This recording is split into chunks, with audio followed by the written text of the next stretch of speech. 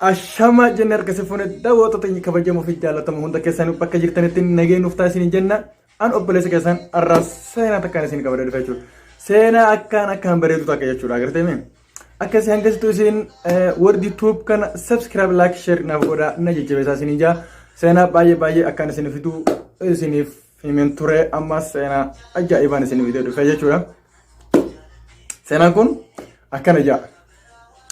Gaafa takka jaarsaa fi jaartii waliin ture jechuudha. Jaarsaa fi jaartii baay'ee waliin turani. Akka tasaatee jaarsi mujrima. Jaartii laakiin nama gaariidha jechuun taftee. Inni jalaa qabu intala nama gaariiti. Amalli ishee akka amala gaariidha. Akka tasaatee abbaan mana ishee xinnoo ishee waan mujrima ta'eef gaafa takka wal dhabanii beekte. Wal dhabanii yeroo wal dhaban kana abbaan mana ishee waan mujrima ta'eef isii tana rukutu eegale jechuudha. Eegale baay'ee rukutee sitan baay'ee rukutee yaani hedduu takka rukutee jechuudha. Maaliif jennaan xiqqoo yiiraame haa dhiirtee wal keessa jirtu waan ta'eef. Kanaaf isiin nama gaarii laakiin ammallee isiin gaarummaa isii itti deemna yeroo kana baay'ee isii rukutee jechuudha. Abbaan mana ishiidhaa kun haagoo abbaan mana ishee kun isii tana baay'ee rukutee dhukkubee ka'ee jechuun biraa deemuuf osoo akamaa si geessaa hinjiin yaani akkasii namatti illee iyyattee namatti hin yaamne agartee jawaala irraa fuudhee jawaala lafaati jira yeroo san keessatti silkii irraa muree waa hunda irraa fuudhee ulaa itti cufee inni biraa kutee jechuudha. Isi yeroo inni tumu kana ani siin himadhaa numattiin.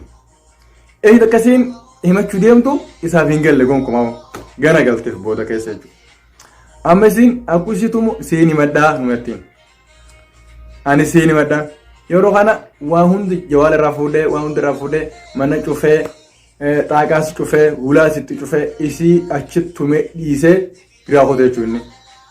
Eegalee yeroo inni biraa kutaan yeroo inni ulaa argeellee siin himadhaattiin.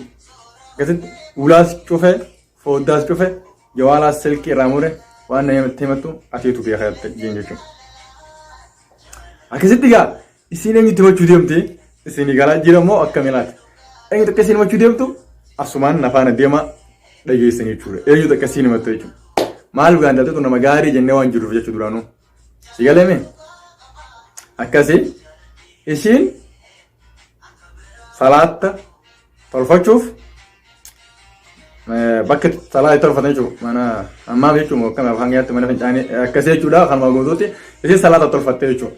Si galee salaata tolfattee yeroo ishiin salaata tolfattee gadi baatu sijaajaa kaayyattee ishee sajaajaadha dhaabbattu inni walaalu seene jechuudha. Rifatee usee jechuudha. Isheen salaattee sujuuda buutee achi keessatti jechuudha. Du'aayi isaaf godhu jirta karbiin isa kan qaceelchu jechuudha beeka.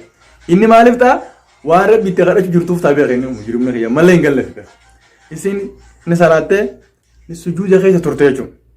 Yeroo sujuuda keessa turte inni achuma algaarra tolbee algaarra ciisa jechuudha sirreerra. Eegalee dhaggeeffatee si taalaala jechuudha. Isiin sujuuda keessa turte gaafa boodaa fixattee as deebite jechuudha. Akkasitti seemadheen jiraatteen ati rabbiin akka dhattee lakki abbaa mana kiyyaa akkasii miti akka ati addeeltuun rabbi sii haaradhee akka ati qaceeltuu jetteen jechuudha. Akkasitti seenaa bareedaadha. Mujrima kiyya gara laafiftee achi booda jireenya gammachuu akka waliin jiraatan waliin turanii jireenya gammachuu keessa waliin jiraachuu eegalanii jechuu barbaadeeti. Kanuma seenaan keenya hanga seenaa biratti walitti chaanuttu subscribe like share godhaatii warri YouTube kanaas jajjabeessaa kan keessanii an obboleessa keessan baay'ee takkaan isin gaaladha. I love you very much isin jenna kanuma nagatti. Ciao.